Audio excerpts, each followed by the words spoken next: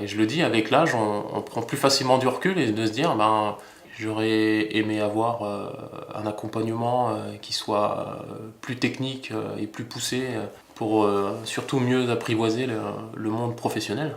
Le milieu familial, on va dire, n'a pas été d'une grande aide dans ce choix d'orientation professionnelle. On met pas assez l'accent, on va dire, sur cette approche après-carrière, parce qu'il est quand même assez douloureux. Mais ce qui sera intéressant pour moi, oui, c'est de partager mon vécu et surtout de prévenir finalement cette après-carrière. Bah, la prise de conscience, elle s'est faite progressivement, on va dire. Est-ce que j'avais peut-être peur du jugement?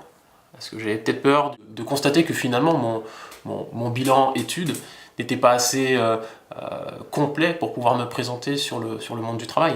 Je suis rentré chez Decathlon, je n'avais aucun diplôme dans la vente. Et là, ça va faire bientôt 6 ans, 6 ans où j'enseigne, pas j'enseigne, mais je vends du textile, de la chaussure.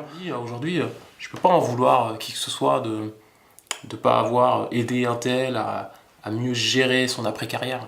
Beaucoup sont tombés dans des situations très, très difficiles finalement sur l'après-carrière. Vous vous dites, ben, il va falloir que je me reconstruise finalement une carrière, mais une carrière professionnelle dans un autre domaine. Et là, vous repartez de zéro.